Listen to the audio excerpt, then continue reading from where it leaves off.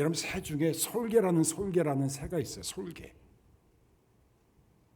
이 솔개라는 새가 있는데, 솔개라는 새는 평균 70년을 산대요. 오래 살죠? 그런데 40년 정도 되면 뭔가 자신을 바꿔야 돼요. 왜냐하면 40년 정도의 설계가 되면 부리가 길어지고 구부러진대요. 그리고 발톱이 무뎌진대요. 그리고 날개가 두꺼워져서 잘 날지 못하고 사냥감을 잡아도 잘 잡질 못하는 거예요. 그래서 40년 정도 되면 솔개가 하나의 결정을 내려야 돼요. 왜? 전환점이니까. 그냥 죽는 날까지 그냥 기다리든지, 아니면 다시 하늘로 높이 올라가서 사냥감을 잡을 수 있는 용맹스러운 솔개로 바뀌든지 둘 중에 하나를 선택해야 돼요. 그런데 대부분의 솔개는 40년 정도 돼서 부리가 구부러지고 길어지고 이 발톱이 무뎌지고 두꺼워진 날개가 되면 높은 산 정상의 바위에 앉아서 발톱을 쫓는데요. 그래서 발톱을 부수는 거예요. 그러면 한 달이 지나고 두 달이 지나면 새로운 발톱이 나온대요. 그리고 부리를 막 쫓는데요. 그래서 새로운 부리가 나와요. 그러면 이제 부리와 발톱으로 자기의 날개털 하나씩 뽑는 거예요. 그래서 6개월 정도 되면 새로운 부리와 새로운 발톱과 새로운 날개로 하늘 높이 비상하기 시작하는 거예요. 솔개로 말하면 인생의 새로운 전환점이 시작되는 거예요. 미국에 오신 지 10년, 20년, 30년, 40년, 50년, 60년, 70년 된 분들이 계실 거예요. 그런데 여러분, 우리가 살면서, 이민사회 살면서 한 번도 내 마음에 100% 만족스러울 때가 별로 없었던 것 같아요. 뭔가 바뀌어야 되는데, 뭔가 새롭게 시작돼야 되는데 이게 안 되네. 여러분, 오늘 누가복음 5장에 나와 있는 내용을 읽어보니까 평생 어부로 살았던 베드로가 밤새껏 물고기를 잡았는데 물고기를 못 잡아요. 허탕을 치는 거예요. 그 모습을 봤던 예수님이 오늘 말씀 10절에 보면은 무서워하지 마라. 내가 이제부터는 사람을 취하는 사람이 될 것이야 라고 하는 획기적인 인생의 전환점을 예수님이 말씀해 주셨어요. 무서워하지 마라. 야, 넌 하루하루 사는 것이 굉장히 무섭지 않았니? 두렵지 않았니? 불안하지 않았니? 잘 돼도 불안하고, 안 돼도 불안하고, 건강해도 불안하고, 몸이 약해도 불안하고, 물고기에 많이 잡혀도 불안하고, 물고기가 많이 안 잡혀도 불안하고. 그런데 이제 두려워하지 마라. 내가 사람을 취하는 사람이 될 것이야. 너가 그동안에는 이 물고기를 잡는데 인생을 허비했다면은 이제 너는 사람의 영혼을 구하는 사람이 될 것이야 라고 하는 인생의 획기적인 전환점에 대한 얘기를 예수님이 하셨어요. 그런데 여러분, 이런 인생의 전환점에 대한 얘기를 예수님이 하시면서 이 인생의 전환점을 마련하기 위해서 몇 가지의 예수님이 세링을 하세요. 첫 번째는 뭐냐면 빈배입니다. 빈배를 보시는 거예요. 자, 오늘 말씀 1절부터 3절 말씀을 같이 한번 읽겠습니다. 시작. 무리가 몰려와서 하나님의 말씀을 들을새 예수는 게네사렛 호숫가에 서서 호숫가에 배 두 척이 있는 것을 보시니 배에서 나와서 그물을 씻는지라. 예수께서 한 배에 오르시니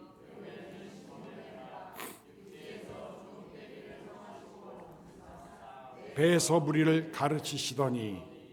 아멘. 예수님이 갈릴리 호수, 게네사렛 호수, 긴네로스 다 같은 말입니다. 그래서 말씀을 증거하고 계셨는데 사람들이 막 몰려드는 거예요. 그래서 예수님이 좀 효과적으로 말씀을 증거할 수 있을까 생각해서 마침 그 호숫가의 많은 배들 가운데에 빈 배를 예수님이 보셨어요. 빈 배. 그리고 그 빈 배가 누구였냐면 베드로의 배였어요. 그래서 베드로에게 청해서 베드로야, 잠깐 호숫가 밖으로 나가서 나를 태워달라고. 그래서 호숫가에서 내가 청중을 향해서 말씀을 증거하겠다. 거기 가보시면 그러면 약간 에코가 울려요. 그래서 말씀을 효과적으로 옮길 수 있거든요. 그래서 예수님이 그 많은 배들 중에 예수님이 밤새고 고기를 잡으려고 했지만 고기를 잡지 못한 빈 배를 보셨다. 보셨다. 에이도라고 한 헬라말을 썼어요. 이 에이도 보셨다는 말은 흘긴 쳐다보는 것이 아니라 뚫어지게 쳐다봤다는 얘기예요. 여러분, 예수님은요, 관심이 꽉 찬 배보다는 빈 배에 관심이 많으세요. 예수님의 우리의 시선, 우리를 향한 시선은 우리가 성공하고 건강하고 일이 잘 되고 할 때 우리를 쳐다보시기보다는 안 될 때, 실패할 때, 절망할 때, 내 마음대로 잘 풀리지 않았을 때, 다시 말하면 인생의 빈배가 됐을 때 예수님은 그때 에이도하시기 시작하세요. 여러분 가운데 지금 빈배가 되어서 너무 절망스럽고 너무 슬프고 너무 안타깝고 되는 것이 없다고 인생을 한탄하신 분이 있을 거예요. 사람들은 그거를 보지 않아요. 그런 사람들을 멀리합니다. 그런데 예수님은 에이도하세요. 그 빈배를 에이도하신다는 얘기예요. 그런데 여러분, 이상하죠? 갈릴리 호수에서 밤새고 고기를 잡으려고 했는데 고기를 잡지 못했다. 이건 이상한 일이에요. 갈릴리 호수, 긴네로 호수는 저 북쪽의 헐만손에서 내려온 차가운 물이 갈릴리 호수 근처에 있는 온천수 합쳐져 갖고 여기에는 고기가 굉장히 많이 잡힌 호수예요. 그 중에 세 종류의 고기가 잡히는데 첫 번째 옵사리온.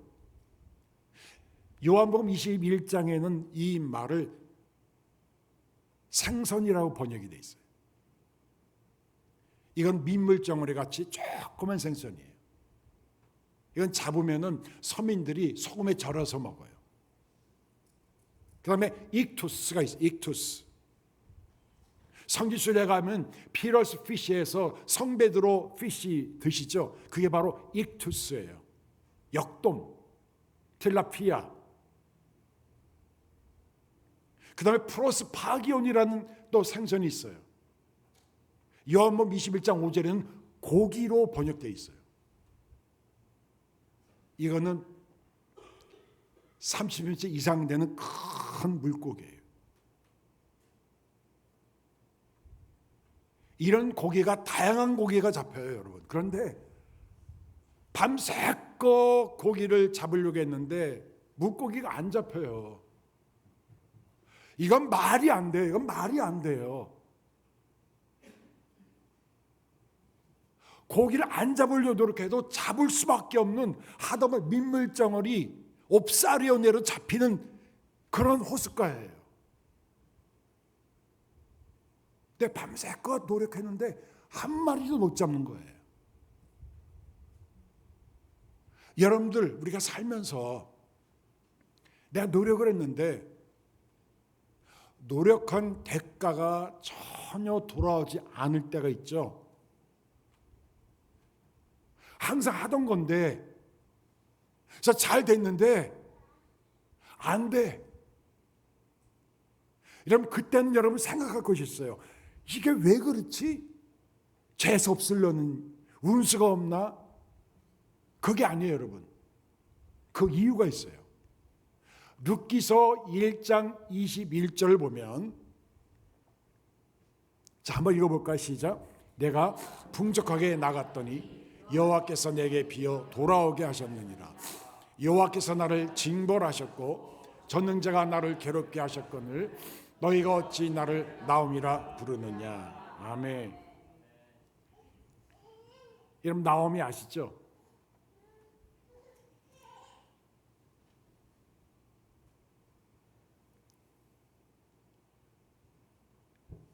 나옴이란 여자분이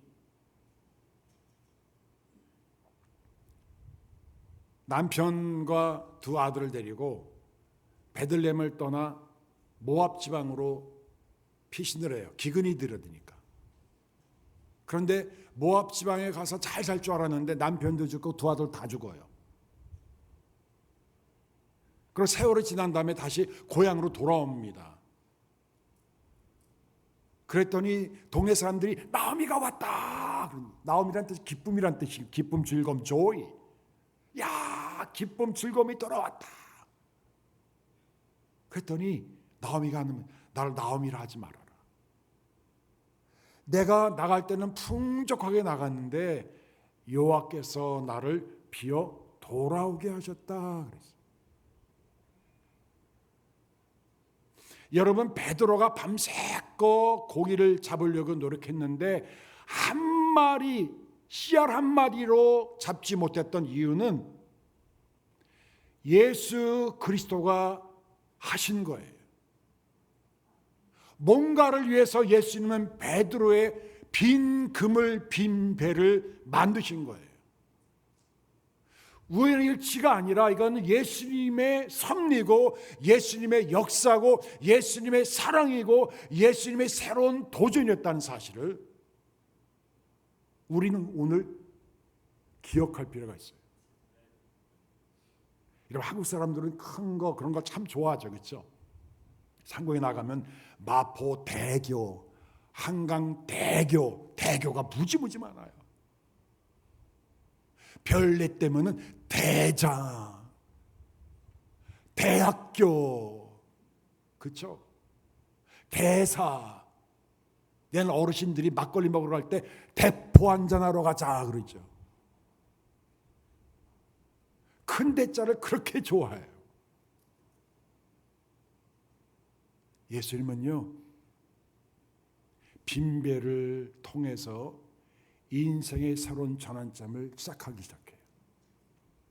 우리가 꿈도 꾸지 못했던, 생각도 하지 못했던 새로운 인생의 전환점이 빈배로부터 시작된다는 것을 우리에게 배워주고 있어요. 여러분, 경주말을 타는 기수 아시죠? 기수. 체력 검사해야 되고요, 필기시험도 봐야 되는데 경주말을 타는 기수는 키가 168cm 미만이 돼야 돼요. 그리고 몸무게가 49kg, 110파운드 아래가 돼야 돼요. 제가 만약 경주말 위에 타면 경주말 허리가 부러져요. 제가 몇 파운드인지 아세요? 제가 110파운드는 더 넘어요. 여러분, 예수님이 우리의 인생의 새로운 전환점을 말하기 위해서 빈배를 예수님이 준비하신 거예요. 그 다음에 두 번째로 예수님이 하신 내용이 뭐냐면 베드로에게 4절부터 6절을 한번 같이 한번 읽어볼까요? 4절부터 6절입니다. 시작. 말씀 마치시고 시몬대로 가서 그물을 내려 고기를 잡으라.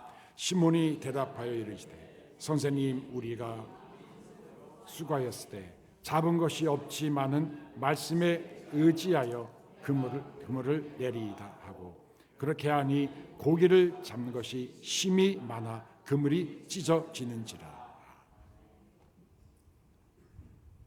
깊은 데로 가서 그물을 내리라는 거예요. 여러분, 누가복음 5장 말씀은 여러분 교회 다니시면서 설교를 많이 들으셨을 거예요.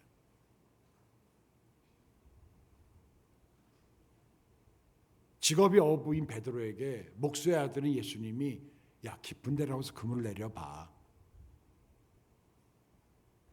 이건 약간 상식에 벗어난 말씀이에요. 어린애한테 물어봤어요.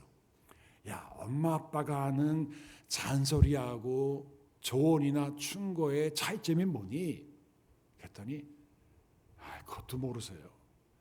잔소리는 기분이 나쁘고요, 조언과 충고는 기분이 더 나빠요. 여러분, 베드로에게 지금 충고를 하고 있는 거예요. 조언을 하고 있는 거예요. 약간 잔소리를 하고 있는 거예요. 베드로야, 깊은 데 가서 그물 던져봐.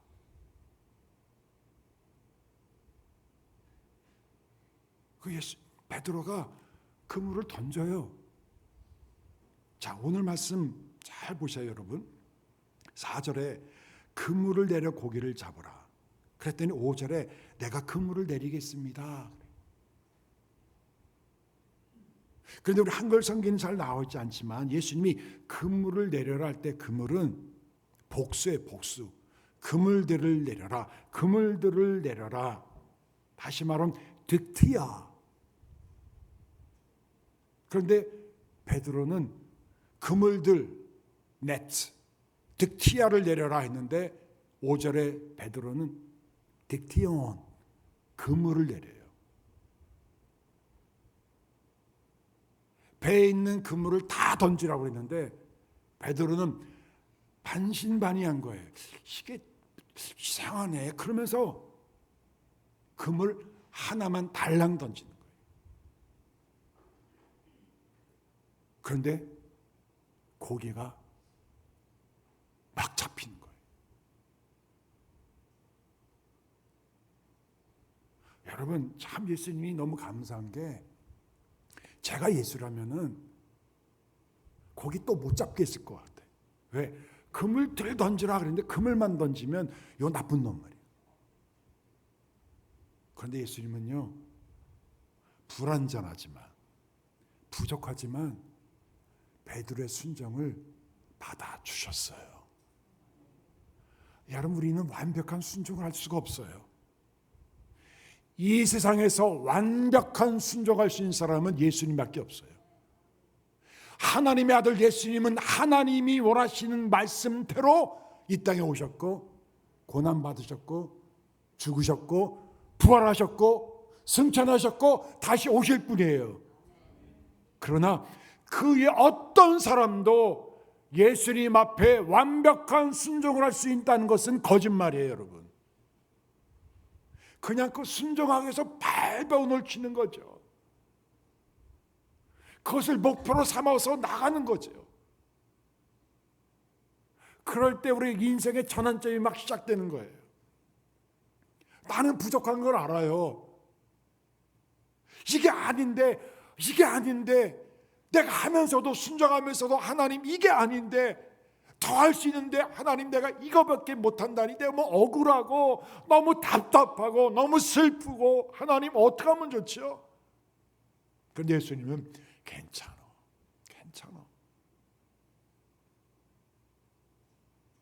이게 예수님의 순종을 향한 베드로의 불완전한 순종이에요.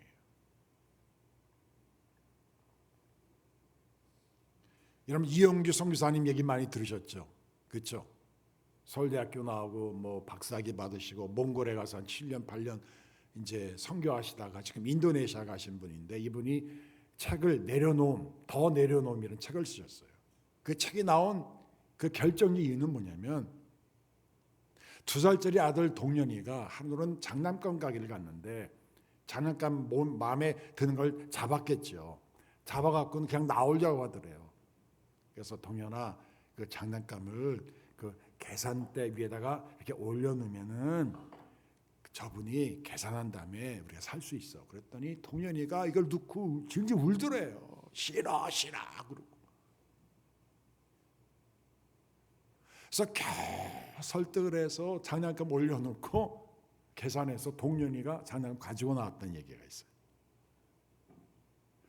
우리는요, 예수님이 그물을 내려라, 싫은데요, 안 되는데요, 해봤는데요 라고 우리는 동년이처럼 생떼를 쓸 때가 참 많아요. 그렇죠 여러분? 저도 그러고 살고 그렇게 목회를 했어요. 내려놔. 다 안 내려놔도 돼요 여러분. 내려놓기 시작하세요. 비우기 시작하세요. 시작하시면 돼요.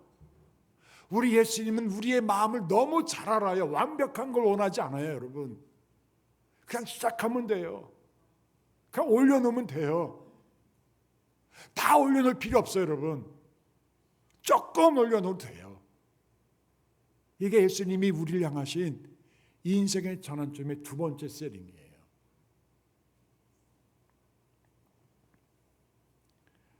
여러분 세드백 교회 릭 워런 목사님 얘기를 많이 들으셨죠? 이제 이미 은퇴하셨죠.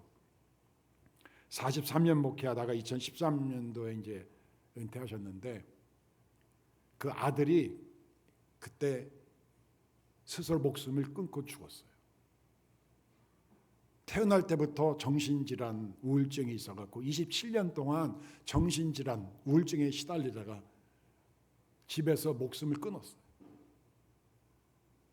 여러분 목사님 아들이, 세계적인 목사님 아들이 그런 일이 벌어지면 얼마나 창피하고 얼마나 힘들고 얼마나 답답하겠어요. 그렇죠? 그래서 3, 4개월 동안 설교도 못 하시고 쉬었어요. 얼마나 힘들겠어요. 그래서 그분이 한 3, 4개월 동안 쉰 다음에 처음으로 세드백 교회 강단에서 설교하셨던 그 내용이 뭐냐면, 삶의 고통 가운데서도 하나님 안에 소망할 수 있는 길. 그래서 6단계로 설교를 시작했어요. 그러니까 자신의 체험을 얘기한 거예요. 그런 일을 당하니까 충격을 받았다는 거예요. 충격. 그렇죠? 그다음에 두 번째 단계는 너무 슬프다는, 슬퍼요. 그러겠죠. 그다음에 저항. 왜 우리 아들입니까? 왜 우리 가정에 일이 생깁니까? 막 저항을 했다는 거예요. 저항하면서 힘이 빠지니까 천천히 받아들이기 시작했더래요. 조금씩 받아들이면서 순종하기 시작했대요. 그러면서 자신이 하나님 앞에 한 걸음 더 나가는 성화의 길로 가고 있다는 걸 알게 됐더라는 거예요. 그러나 다시 한번 헌신하고 봉사하기 시작했대요. 여러분, 빈비를 보시는 예수님, 완벽한 순종이 아니라 그냥 일부 순종이라도 그물들을 던져라 그러면 그물 하나로 던질 수 있는 그런 내려놓은 순종이 우리의 삶의 두 번째 전환점이에요. 그 다음에 세 번째는 뭐냐면 영적인 각성입니다. 영적인 각성. 오늘 말씀 누가복음 5장 5절에 보시면 시몬이 대답하여 이르시되 선생님, 우리들이 밤이 새도록 수고하였으되 잡은 것이 없지만 말씀을 이제 내가 그물을 내리겠습니다. 누가복음 5장 8절에 보면 시몬 베드로가 이 일을 보고 예수의 무릎 아래 엎드려 이르되 주여 나를 떠나소서. 영적 각성과 이 깨달음이 생기는데 첫 번째 예수님이란 각성이에요. 그물을 던져서 고기를 잡기 전에 예수님을 향해서 선생님, 마스터, 아주 학식과 지식이 떠나고 언변이 뛰어나신 에피스타테스, 마스터. 그런데 예수님 말씀대로 했더니 고개가 잡히는 걸 보고 예수님, 예수님은 나의 선생님, 메스터가 아니라, 나의 티처가 아니라 예수님은 나의 주 퀴리오스가 되십니다. 여러분, 이것이 우리 인생의 결정적인 전환점이에요. 예수님이 우리의 주가 되시기를 원합니다. 우리 교회의 주가 되시기를 원합니다. 우리 생각과 우리의 말과 대화와 우리의 모든 봉사와 섬김 속에 예수님이 나의 메스터가 아니라 나의 로드 마이 퀴리오스가 되기를 원합니다. 이게 진짜 신앙이죠. 이게 진짜예요. 많이 가진 거, 잘 배운 거, 오래 사는 것 아무런 쓸데도 없는 거예요. 그냥 내 삶의 중심축에 예수님은 나의 퀴리오스가 되십니다.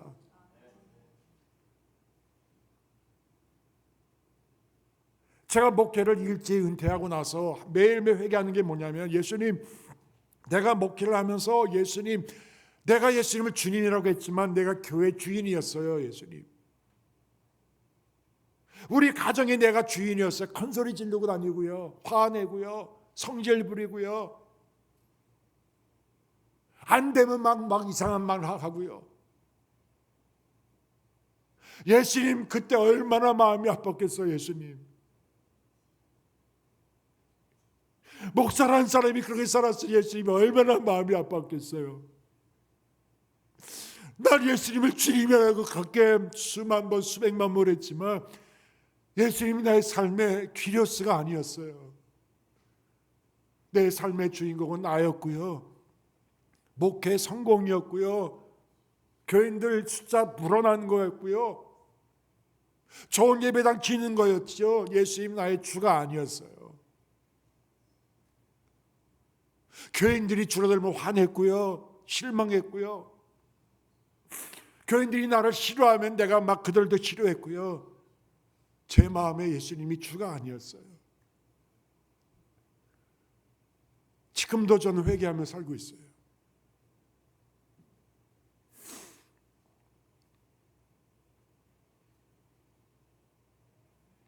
또 하나의 각성이 나와요. 자신에 대한 각성이에요. 시몬 베드로가 말합니다. 5장 8절에 나는 뭐라고요? 죄인입니다. I am nothing.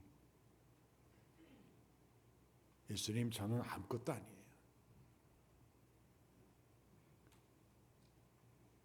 베드로는 자기의 밑바닥을 본 적이 한 번도 없어요. 여러분, 인생의 밑바닥을 본 적이 있으세요? 진짜 나 대체 나는 누구일까? 여러분, 당신들은 누구입니까? 여러분들은 누구입니까? 아버지, 어머니, 남편, 아내, 사장님, 장로님, 목사님, 권사님, 집사님, 그거 말고 예수님 앞에 당신은 누구입니까? 나는 죄인입니다. 교회 안에서 일어난 모든 문제가 여기에 있잖아요. 여러분, 당신이 잘못했잖아. 뭐 나도 잘못했지만 너가 더 잘못했잖아. 항상 이 싸움이에요. 이것 때문에 갈등이 일어나고, 이것 때문에 마음이 아프고 상처받고 교회 들어갔다 나갔다. 그냥 여러분, 예수님이라는 거울 앞에 나를 한번 보세요. 예수님 앞에 보인 나의 모습은 두 가지 이미지예요. 나는 죄인입니다 라고 고백하면 예수님이 아니야, 너는 내 아들이고 내 피로 말미암아 너는 의롭다 여김을 받은 사람이 되었어. 나는 죄인이라고 하는데 예수님은 반대로 아니야, 너는 죄인이 아니야, 넌 이제 예수님 안에 의로운 사람이 되었어. 예수님 앞에 가면 두 가지 이미지가 항상 우리한테 있어요. 그래서 너무 고마운 거 있죠. 나는 죄인이에요. 그런데 아니라니까.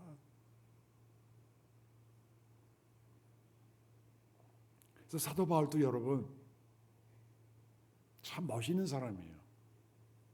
자기의 그 영적 고백, 영적 통찰력이 뛰어난 분인데 그가 목회 초년생이 됐을 때 고린도서 15장 9절에 보시면 나는 사도들 중에 가장 작은 사도다.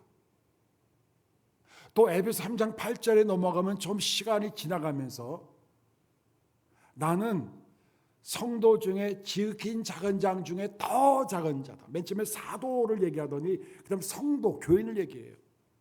교인 중에 가장 작은 자 중에 더 작은 자라. 그가 죽기 전에 마지막 죽기 전에 디모데전서 1장 15절에 보시면 나는 죄인 중에 괴수다. 나는 쓰레기다. 나는 죄를 짓는 쓰레기 같은 사람이에요. 아주 밑바닥까지 치면서 자기를 고백했던 사람이 바울이에요. 말씀을 했습니다. 우리의 삶의 스펙트럼이 있어요. 맨 처음에 우리는 생존을 위해서 막 살아요. 생존. Survival. 그러다가 성공을 좀 해요. 성공을 좀 하면 남을 나눠줘요. 그렇죠? 구제하고 밥도 사주고 선행을 베풀고 자선사업도 하고 막 그래요. 의미 있는 삶. 그래도 허전한 거야. 그때 마지막 영적인 삶으로 올라가는 거예요.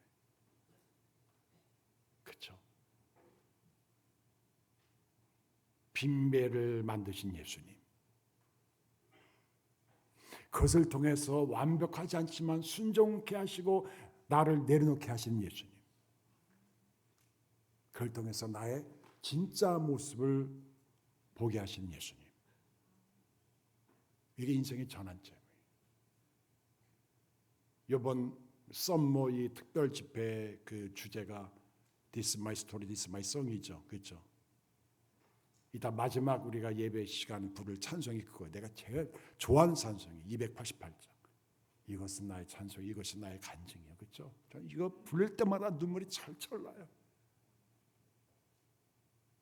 예수님 때문에 오는 간증, 예수님 때문에 내 안에 만들어진 이야기들, 그렇죠? 예수님 내 안에 없었다면 나는 쓰레기고 오염투성이고 오물투성이고 썩은 냄새가 진동일 텐데 예수님의 거룩한 피로 인해서 예수님 이것이 나의 노래고 이것이 나의 찬송이고 이것이 나의 간증이고 이것이 나의 모든 것이 되십니다. 사랑하는 여러분, 빈배를 만드신 예수님, 부족하지만 부족한 순종을 받아주신 예수님, 이로 인해서 예수님을 알게 하시고 나의 밑바닥을 보게 하신 예수님, 이것이 우리의 찬송이고 이것이 우리의 간증이고 이것이 노래이고 우리의 마지막 부를 수 있는 구호임을 우리는 믿습니다.